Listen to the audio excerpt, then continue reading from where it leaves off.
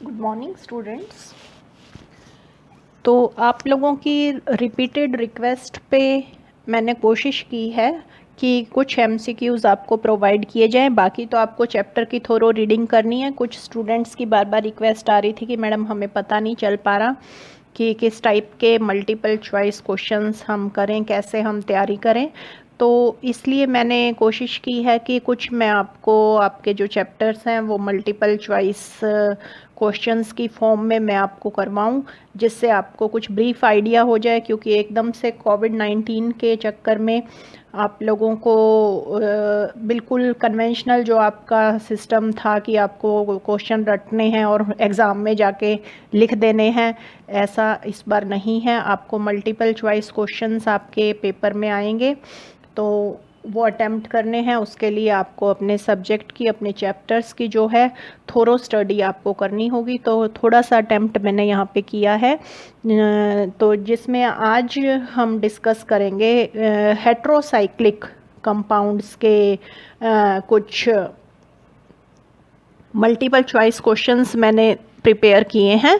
तो heterocyclic compounds आपको पता है हम अपना डिटेल में कंप्लीट कर चुके थे, जिसके अंदर कोई भी आपके ये साइक्लिक कंपाउंड्स होते हैं जिसमें कार्बन के अलावा कोई भी आपका हेट्रो एटम जैसे ऑक्सीजन, नाइट्रोजन, सल्फर एक्सेट्रा आपके प्रेजेंट होते हैं, तो वो आपके हेट्रोसाइक्लिक कंपाउंड्स होते हैं। तो हेट्रोसाइक्लिक कंपाउंड्स पे मैंने कुछ आपके क्वेश्चंस आज प्रिपेयर किए हैं, जिससे आपको ब्रीफ आइडिया हो जाएगा कि आपके एग्ज़ाम्स में किस टाइप के क्वेश्चन आपसे पूछे जा सकते हैं। ठीक है, तो लेट अस स्टार्ट। फर्स्ट जैसे आपका क्वेश्चन है कि आपको ये दे दिया विच of following is not a heterocyclic compound. आपको नीचे कुछ कंपाउंड्स का स्ट्रक्चर गिवन है और आपको ये कहा है कि इनमें से कौन सा हेट्रोसाइक्लिक कंपाउंड नहीं है। तो हेट्रोसाइक्लिक कंपाउंड जैसा कि हम जानते हैं जिसमें कार्बन एटम के अलावा रिंग के अंदर कोई और हेट्रो एटम आपका प्रेजेंट हो, वो आपका होता है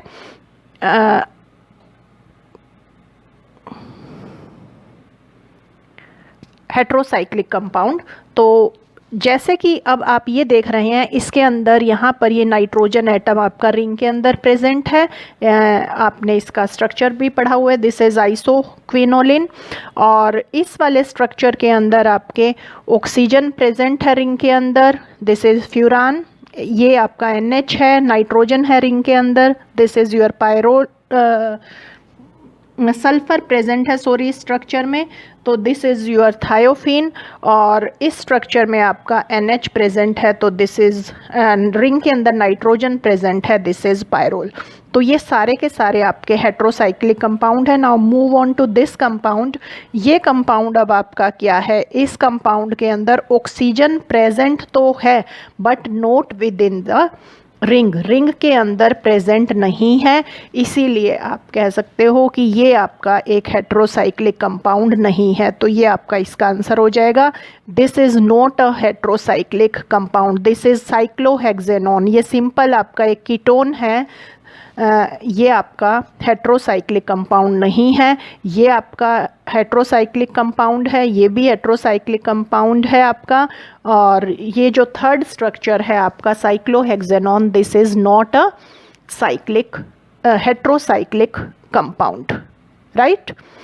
तो इस तरह से आपसे कोई क्वेश्चन पूछा जा सकता है।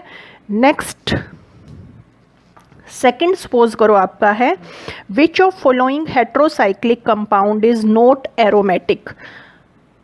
अब क्या होता है आपके जो ये आपने हेट्रोसाइक्लिक कंपाउंड्स आपके सिलेबस में है, आपने पिरिडिन का स्ट्रक्चर बहुत डिटेल में किया, आपने पायरोल का स्ट्रक्चर बहुत डिटेल में किया, फ्यूरान का स्ट्रक्चर बहुत डिटेल में किया, तो आपने देखा है ये सारे कंपाउंड्स आपके एरोमेटिक हैं। जबकि पाइप्रिडिन की अगर आप बात करें तो पाइप्रिडिन का आपका क्या स्ट्रक्चर रहेगा, this is your piperidine, NH present है यहाँ पर, 6 मेंबर्ड रिंग है।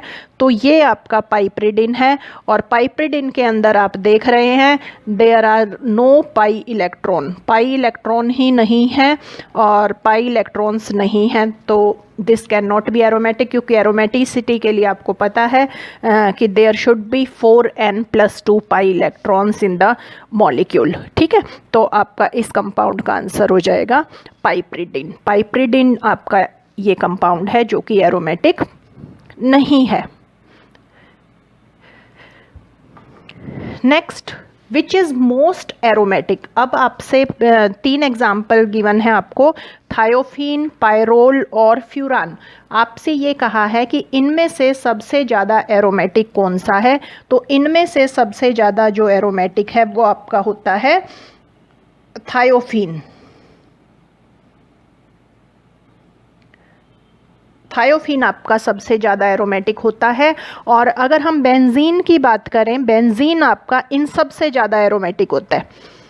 ठीक है, हमने पूरा ऑर्डर पढ़ा हुआ है। बेंजीन, बेंजीन के बाद आपका आएगा थायोफीन, थायोफीन के बाद आपका आता है पायरोल, और पायरोल के बाद आपका आता है फ्यूरान। ये आपका एरोमेटिसिटी का ऑर्डर रहता है, तो ये आपने ध्यान रखना है। बेंजीन सबसे ज़्यादा एरोमेटिक होता है, देन आपका ऑक्सीजन, नाइट्रोजन, सल्फर आपके इलेक्ट्रोनेगेटिव एलिमेंट्स प्रेजेंट है, जिसकी वजह से जो इनकी टेंडेंसी है हेट्रो एटम की वो डोनेट करने की electron towards the aromatic sextet वो कम हो जाती है। इस वजह से आपके हेट्रोसाइक्लिक कंपाउंड्स जो हैं वो कम एरोमेटिक होते हैं। जबकि इन सब में से थायोफीन आपका जो है, थायोफीन इज हेट्रो एटम क्या प्रेजेंट है, सल्फर, तो थायोफीन आपका मोस्ट एरोमेटिक है among pyrrole and furan. The next question, the nitrogen atom in pyridine is. अब याद रखना, आपने 4 अपने हेट्रोसाइक्लिक कंपाउंड्स पढ़े हैं, फ्यूरान, पायरोल, थायोफीन और पिरिडिन। सब के अंदर जो नाइट्रोजन एटम है that is your sp2 hybridised. सब के अंदर sp2 हाइब्रिडाइज्ड एटम प्रेजेंट है।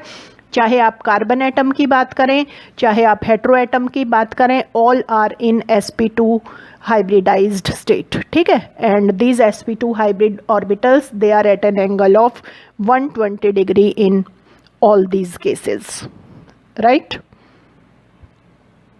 नेक्स्ट आपका है कि when acetylene and ammonia is passed through red hot tube, जब आप एसिटिलीन और अमोनिया को रेड हॉट ट्यूब के थ्रू पास करते हैं तो आपका क्या बनता है। अब ये आपने रिएक्शन की हुई है, जब आप एसिटिलीन और अमोनिया को पास करते हैं तो आपका क्या बनता है, your pyrrole is formed. B रहेगा इसका आंसर, पायरोल बनता है।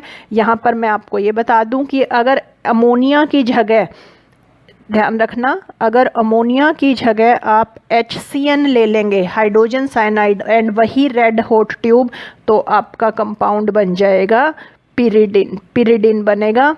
ठीक है, और अगर आप अमोनिया की जगह H2S गैस लेते हैं, H2S गैस, हाइड्रोजन सल्फाइड, आपने इन प्रेजेंस ऑफ कैटलिस्ट लेना है, एल्यूमिना की प्रेजेंस में ये लेना है, Al2O3 की प्रेजेंस में, and at that time your thiophene is formed. तो ये आपने ध्यान रखना है। एसिटिलीन और अमोनिया रेड हॉट ट्यूब के थ्रू पास करेंगे तो आपका पायरोल बनेगा। एसिटिलीन और hydrogen cyanide red hot tube के थ्रू पास करेंगे तो आपका पिरिडिन बनेगा। और एसिटिलीन और H2S गैस आप एल्यूमिना के कैटलिस्ट यूज़ करके पास करेंगे तो आपका थायोफीन बनेगा, राइट। नेक्स्ट है 6th क्वेश्चन आपका, pyrrole on reduction with zinc acetic acid. इनकी आपकी जितने भी कंपाउंड्स हैं आपके हेट्रोसाइक्लिक, ऑक्सीडेशन और रिडक्शन आपके रिएक्शन बहुत इंपॉर्टेंट है और डिफरेंट कंडीशंस पर आपको डिफरेंट प्रोडक्ट मिलते हैं, तो आपने ये बहुत ही ध्यान से करना है। यहाँ मैंने आपसे पूछा है जिंक एसिटिक एसिड के साथ पूछा है, तो जिंक एसिटिक एसिड जो है अगर हम ये रिड्यूसिंग एजेंट यूज़ करते हैं तो पायरोल आपका चेंज हो जाता है 3 पायरोलिन में। डी आंसर है, 3 पायरोलिन में चेंज होगा अगर आप जिंक एसिटिक एसिड लेते हैं। और अगर आप इस 3 पायरोलिन जो आपका बना है इसको HI रेड फास्फोरस के साथ ट्रीट कर दें तो आपकी कंप्लीट रिडक्शन हो जाएगी एंड यू विल गेट पायरोलिडिन। उस टाइम आपको पायरोलिडिन मिल जाएगा, ठीक है। और या आप पायरोल आपने लिया, ये पायरोल लिया आपने, और इस पायरोल की डायरेक्ट आप रिडक्शन कर दें हाइड्रोजन इन प्रेजेंस ऑफ निकल तो पायरोलिडीन आपका बनेगा। और अगर आप से क्वेश्चन में जिंक एसिटिक एसिड पूछा गया है, जिंक एसिटिक एसिड के केस में आपका 3 पायरोलिन बनेगा। 3 पायरोलिन में आपका क्या होगा, यहाँ पर आपके डबल बॉन्ड प्रेजेंट होगा। This is your 3 pyrroline, right. तो जिंक एसिटिक एसिड के साथ 3 पायरोलिन, हाइड्रोजन निकल के साथ पायरोलिडिन। और अगर आप HI रेड फास्फोरस से फर्दर ट्रीट कर देते हैं पायरोलिन को तो you will get pyrrolidine. Then next question, potassiopyrrole यानी कि पायरोल का पोटाशियम साल्ट, पायरोल में NH होता है ना, तो NK अगर आप कह दें, that reacts with chloroform in sodium ethoxide। Chloroform के साथ ध्यान रखना है आपने, सोडियम इथोक्साइड आपका गिवन है तो उस टाइम आपका क्या होगा, ring expansion will occur, ring expansion हो जाएगी और रिंग एक्सपेंशन के बाद आपका बनेगा 3 क्लोरोपिरिडिन। रिंग एक्सपेंशन होगी, 5 मेंबर्ड रिंग होती है पायरोल, 6 मेंबर्ड रिंग हो जाएगी आपकी पिरिडिन और आपका ये बॉन्ड्स प्रेजेंट हैं एंड क्लोरीन आपका यहाँ लग जाएगा। यू विल गेट 3 क्लोरोपिरिडिन, ठीक है। तो ये ध्यान रखना है आपने, यहाँ पर क्लोरोफॉर्म के साथ सोडियम इथोक्साइड है। अभी मैं आगे एक और रिएक्शन पे आऊँगी, बहुत इंपॉर्टेंट रिएक्शन, वहीं पर मैं इसका डिफरेंस बताऊँगी। अभी फ़िलहाल आप ये याद रखिए, chloroform and sodium ethoxide, ring expansion will occur and you will get 3 chloropyridine. Then next, furan reacts with ammonia in presence of alumina और स्टीम। फ्यूरान की अमोनिया के साथ रिएक्शन है, किसकी प्रेजेंस में, एल्यूमिना एंड स्टीम। आपको बहुत high temperature तक हीट करना है तो ये आपकी पायरोल की इंडस्ट्रियल मेथड ऑफ प्रिपरेशन है। तो furan will change into pyrrole by reaction with ammonia in presence of steam and alumina, right. The next question, which of following reagents will react with furan to form 2-furan sulfonic acid? तो यानी कि हम sulphonation reaction की बात कर रहे हैं। अब ये जो फ्यूरान है इसके लिए आपने माइल्ड इलेक्ट्रोफाइल्स यूज़ करने हैं। ये जो सल्फोनेशन वगैरह रिएक्शंस है, नाइट्रेशन, ये आपकी इलेक्ट्रोफिलिक सब्सटीट्यूशन रिएक्शंस होती हैं एंड फ्यूरान के लिए you have to use mild reagents. जैसे कि अगर नाइट्रेशन भी करनी है तो आपको आप nitric acid in presence of acetic acid लेंगे सिंपल, तो भी नाइट्रेशन हो जाएगी, सल्फ्यूरिक एसिड लेने की ज़रूरत नहीं है। अगर आप स्ट्रॉन्ग एसिडिक कंडीशंस लेंगे, ठीक है, अगर आप स्ट्रॉन्ग एसिडिक कंडीशंस लेंगे तो उस केस में क्या होगा, उस केस में इलेक्ट्रोफिलिक सब्सटीट्यूशन रिएक्शंस नहीं होंगी। जो फिनोल है फ्यूरान है उसकी पॉलीमराइजेशन हो जाएगी और आपका इलेक्ट्रोफिलिक सब्सटीट्यूशन प्रोडक्ट नहीं बनेगा। तो 2-फ्यूरान सल्फोनिक एसिड अगर हमने बनाना है तो हमने माइल्ड कंडीशंस लेनी है और वो माइल्ड कंडीशंस हम क्या लेंगे, SO3 sulphur trioxide in pyridine at 100 degree celsius. तो इस केस में आपका क्या बन जाएगा, two furan sulphonic acid. The next question, pyridine has a delocalized pi molecular orbital containing। अभी मैंने आपको ऊपर बताया था ये pyridine, पायरोल और आपके फ्यूरान, थायोफिन सारे के सारे एरोमेटिक हैं। तो इसके अंदर 6 पाई इलेक्ट्रॉन यानी कि दे satisfy rule, हक्कल rule, 4n+2 rule, ठीक है, तो 4n+2 रूल को ये सेटिस्फाई करते हैं। It means they contain 6 pi electrons. Aromatic sextet आपका इनका है, तो 6 इलेक्ट्रॉन्स जो हैं इनमें प्रेजेंट हैं। पिरिडिन में क्या होता है, आपके पिरिडिन में नाइट्रोजन के ऊपर ये 6, तो ये आपके हो गए 3 पाई बॉन्ड से, ये नाइट्रोजन के ऊपर एक लोन पेयर भी प्रेजेंट होता है, बट ये जो लोन पेयर प्रेजेंट होता है that is in sp2 hybrid orbital, और ये जो sp2 हाइब्रिड ऑर्बिटल होता है that is not in the plane of the ring, ये रिंग के प्लेन में नहीं होता, इसीलिए it doesn't contribute towards the pi electron cloud. तो पाई इलेक्ट्रॉन क्लाउड की तरफ ये लोन पेयर आपके कंट्रीब्यूट नहीं करेंगे, सिर्फ ये आपके 3 पाई बॉन्ड का मतलब 6 पाई इलेक्ट्रॉन्स आर देयर, जो कि आपके कंट्रीब्यूट करेंगे डीलोकलाइजेशन में, right. The next question, pyrrole is less basic than pyridine. इनका बेसिक कैरेक्टर बहुत इंपॉर्टेंट है आपका, पायरोल, पिरिडिन और पाइप्रिडिन, उसके ऊपर भी एक क्वेश्चन मैंने बनाया है। तो पायरोल जो है that is less basic than pyridine because the lone pair of electrons on nitrogen atom in pyrrole. अब क्या होता है कि जो ये पायरोल आपका है, दिस इज पायरोल NH, तो पायरोल के अंदर जो नाइट्रोजन पर लोन पेयर प्रेजेंट हैं that lone pair are involved in pi electron cloud forming aromatic sextet.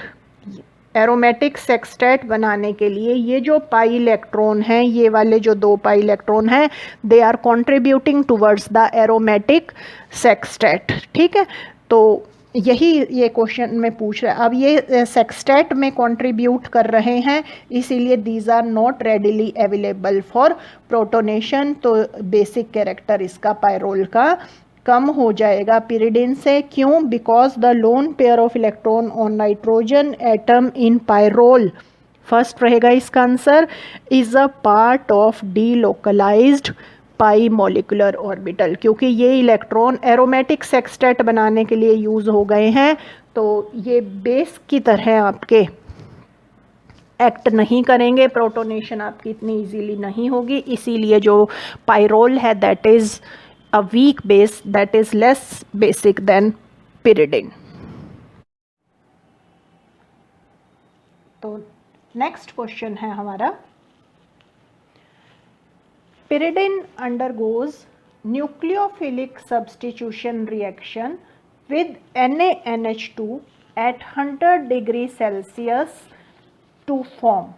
अब आपको ध्यान रखना है कि जो पिरिडिन होता है उसमें न्यूक्लियोफिलिक सब्स्टिट्यूशन रिएक्शन जो होती है that occurs at second position. ठीक है, this is a very important reaction and this is a name reaction, chichibabin reaction. Chichibabin reaction आपकी क्या होती है कि सोडामाइड के साथ आप पिरिडिन को ट्रीट करते हैं तो सेकंड पोजीशन पर जाके आपका एमिनो ग्रुप लग जाएगा, you will gate 2 amino pyridine. ठीक है, और इलेक्ट्रोफिलिक अगर आप substitution, I think next question यही है, yes, electrophilic substitution, pyridine undergoes electrophilic substitution with fuming sulfuric acid at 350 degree Celsius to give you। अब आपको याद रखना है कि जो इलेक्ट्रोफाइल है that will attach at third position, तो you will get 3 pyridine sulfonic acid। ठीक है, तो पिरिडिन की न्यूक्लियोफिलिक सब्स्टिट्यूशन रिएक्शन आपकी अगर है तो सेकंड पोजीशन पर इलेक्ट्रोफाइल आपने अटैक करना है तो वो आपका अटैच होगा at third position. The next question, which of following reagents will react with pyrrole to give you 2,4-माइल पायरोल। अब देखिए, chloroform in presence of KOH आपकी राइमर टाइमन रिएक्शन हो जाएगी, और राइमर टाइमन रिएक्शन से आपका क्या होगा, जो 4-माइल ग्रुप है दैट विल, ये आपका पायरोल हो गया और ये 4-माइल ग्रुप CHO आपका यहाँ लग जाएगा। अब ऐसी ही एक रिएक्शन पीछे आई थी, वहाँ मैंने आपको बताया था chloroform in presence of sodium ethoxide. तो क्लोरोफॉर्म पायरोल लेंगे तो आपके राइमर टाइम क्लोरोफॉर्म QH लेंगे, पायरोल की रिएक्शन करेंगे तो 2,4-माइल पायरोल मिलेगा आपको, राइमर टाइमन रिएक्शन होगी। और अगर chloroform in presence of sodium ethoxide लेंगे तो आपकी रिंग एक्सपेंशन होगी and you will get three chloropyridine. Then next है pyridine reacts with HCl to form. अब पिरिडिन आपको पता है एक बेस है, HCl आपका एसिड है, तो पिरिडिन और HCl आपस में रिएक्ट करेंगे एसिड बेस और सिंपली आपका साल्ट बन जाएगा। यू विल गेट नाइट्रोजन के साथ आपका H लग गया, NH+ हो गया ये, और Cl negative, you will get pyridinium chloride. ठीक है, तो पिरिडिन HCl के साथ आपका रिएक्ट करेगा और पिरिडीनियम क्लोराइड बन जाएगा। देन नेक्स्ट आपका क्वेश्चन है pyridine reacts with a mixture of KNO3 and sulphuric acid to give. Again this is a कौन सी रिएक्शन है?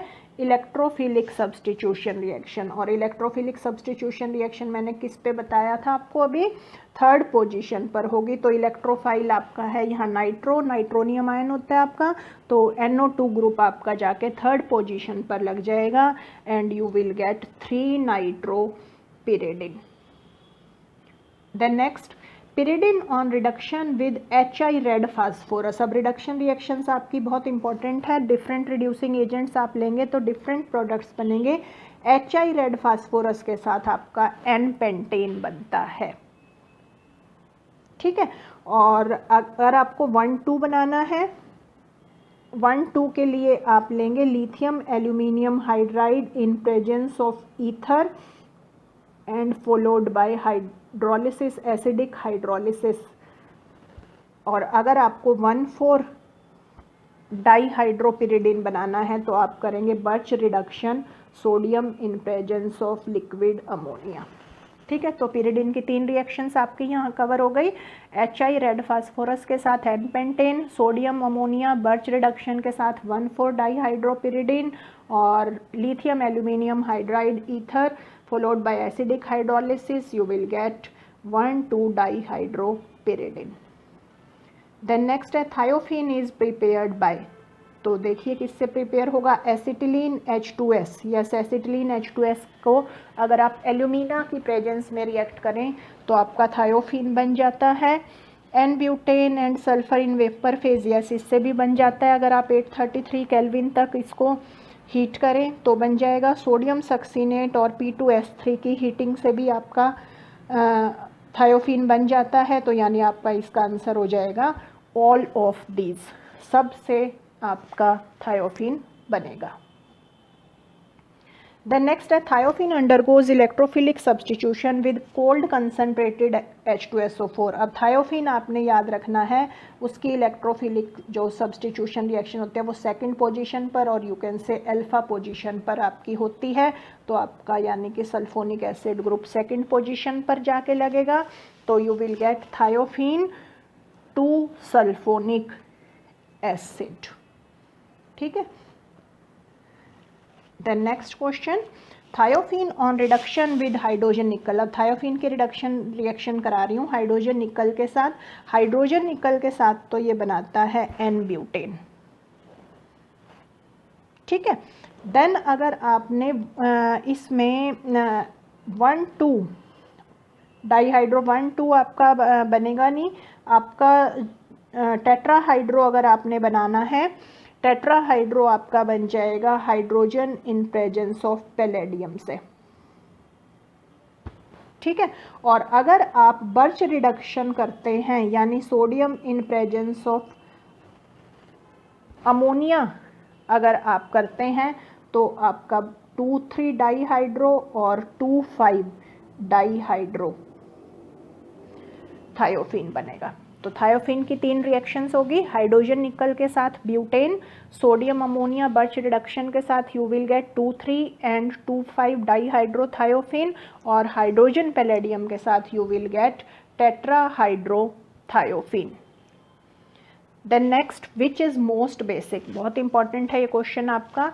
अभी ऊपर मैंने पायरोल और पिरिडिन का तो बता दिया था, कि पायरोल आपका कम बेसिक है पिरिडिन से, क्योंकि पायरोल में आपके लोन पेयर जो हैं वो एरोमेटिक सेक्सटेट कंप्लीट करने में यूज़ हो रहे हैं। अब बात करते हैं पिरिडिन की और पाइपरिडिन की। तो पाइपरिडिन आपका जो है वो स्ट्रॉन्ग बेस होता है एज कंपेयर टू पिरिडिन। अब वाई दिस इज सो, पाइपरिडिन जो है आपका वो स्ट्रॉन्ग बेस क्यों है? क्योंकि जो पाइपरिडिन है उसमें लोन पेयर जो प्रेजेंट है नाइट्रोजन के ऊपर, ये जो लोन पेयर प्रेजेंट है नाइट्रोजन के ऊपर, that is in sp3 hybridised carbon nitrogen atom. तो lone pair sp3 hybridised orbital में प्रेजेंट है, hence it is easily available for protonation. जबकि पिरिडिन में क्या होता है, पिरिडिन में जो लोन पेयर है वो sp2 हाइब्रिड ऑर्बिटल में प्रेजेंट है, और sp2 हाइब्रिड ऑर्बिटल में प्रेजेंट होने की वजह से क्या होता है, जो इलेक्ट्रॉन्स हैं that are tightly held by atomic nucleus rather than the electrons in sp3 hybrid orbital। ठीक है, तो क्या आपका बेसिक कैरेक्टर का ऑर्डर हो जाएगा, आपका पाइपरिडिन सबसे स्ट्रॉन्ग बेस, उसके बाद आपका हो जाएगा पिरिडिन, देन पायरोल आपका इन सब में सबसे weak base. Yes, when aniline is heated with glycerol in presence of sulfuric acid and nitrobenzene, it gives quinoline। This reaction is called, simply आपने ये लर्न करना है, स्क्रॉप सिंथेसिस आपका है ये। एनिलीन जो है उससे ग्लिसरोल से आपका क्विनोलिन बनाने का मेथड है, तो this is Skraup synthesis. Then next question है आपका, quinoline undergoes nucleophilic substitution reaction. हम न्यूक्लियोफिलिक सब्सटीट्यूशन रिएक्शन की बात कर रहे हैं with sodamide to give you. तो न्यूक्लियोफाइल आपका क्विनोलिन में जाके लगता है सेकंड पोजीशन पर, तो आपका 2 एमिनो क्विनोलिन बन जाएगा। अगर आप कोई भी इलेक्ट्रोफाइल लगाते हैं, यानी कि आप इलेक्ट्रोफिलिक सब्सटीट्यूशन रिएक्शन आप कर रहे हैं, तो इलेक्ट्रोफाइल याद रखना आपका जाके लगता है 5th कार्बन एटम पर और 8th पे, 5th पोजीशन और 8th पोजीशन पर। ठीक है, यानी कि अगर आप नाइट्रेशन कह दूँ मैं कर रहे हैं, या सल्फोनेशन कर रहे हैं, फ्रीडल क्राफ्ट कर रहे हैं, तो नाइट्रेशन की अगर मैं बात करूं तो you will get 5 nitroquinoline and 8 nitroquinoline both. ठीक है, तो न्यूक्लियोफिलिक सब्सटीट्यूशन रिएक्शन आपकी है तो सेकंड पोजीशन पर लग जाएगा, जैसे यहाँ पर लग गया 2 एमिनो क्विनोलिन, और अगर आपका इलेक्ट्रोफाइल है तो वो आपका 5th पे और 8th पोजीशन पर आपका लग जाएगा। देन है आपकी indole on reduction with hydrogen निकल गिव्स। अब इंडोल है रिडक्शन रिएक्शन है, इंपॉर्टेंट है। अगर आप हाइड्रोजन निकल के साथ आप इसकी रिडक्शन करते हैं तो सारा का सारा रिड्यूस हो जाता है and you will gate octa hydro indole.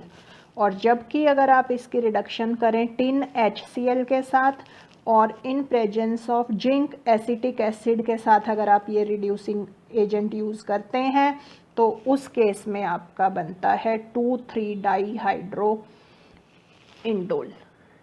ठीक है, तो हाइड्रोजन निकल के साथ you will gate octa hydro indole, और टिन HCl और जिंक फास्फोरिक एसिड और एसिटिक एसिड अगर आप लेते हैं तो आपका बनता है 2,3 डाईहाइड्रो इंडोल। देन नेक्स्ट है quinoline on reduction with tin HCl gives. अब टिन HCl के साथ अगर आप क्विनोलिन की रिडक्शन करते हैं तो आपका फर्स्ट प्रोडक्ट बनता है tetrahydro quinoline. You will get 1 2 3 4 tetrahydro quinoline. ठीक है, लेकिन अगर आपको 1,2 डाईहाइड्रो क्विनोलिन बनाना है तो आपको लिथियम एल्यूमिनियम हाइड्राइड के साथ या फिर सोडियम एमाइड यानी sodium in presence of liquid ammonia Birch reduction अगर आप करते हो तो आपका 1,2 डाईहाइड्रोक्विनोलिन बन जाएगा। और अगर आप hydrogen in presence of platinum and acetic acid आप ये रिएक्शन करते हो तो आपका क्या होगा, यू विल गेट डेकाहाइड्रोक्विनोलिन। ठीक है, तो क्विनोलिन टिन HCl के साथ तो टेट्राहाइड्रोक्विनोलिन बनाएगा lithium aluminium hydride birch reduction से, 1,2 डाईहाइड्रोक्विनोलिन बनाएगा, और hydrogen in presence of platinum acetic acid की प्रेजेंस में डेका हाइड्रोक्विनोलिन आपका बनाएगा। ठीक है, तो ये आपके क्वेश्चंस थे हेट्रोसाइक्लिक कंपाउंड्स के, मैंने आपके लिए प्रिपेयर किए। अब आपको ब्रीफ आइडिया मिल गया होगा किस टाइप के क्वेश्चंस आपके एग्ज़ाम में आएंगे। तो इस टाइप से आपने चैप्टर को थोरोली रीड करना है और अपने जो क्वेश्चंस हैं वो आपने अटेम्प्ट करने हैं। तो हेट्रोसाइक्लिक कंपाउंड्स पे मैंने आपका प्रिपेयर कर दिया है, और कोशिश करूँगी कि आने वाले दिनों में आपकी और यूनिट्स पे भी मैं मल्टीपल चॉइस क्वेश्चंस आपको प्रोवाइड करूँ। थैंक्स।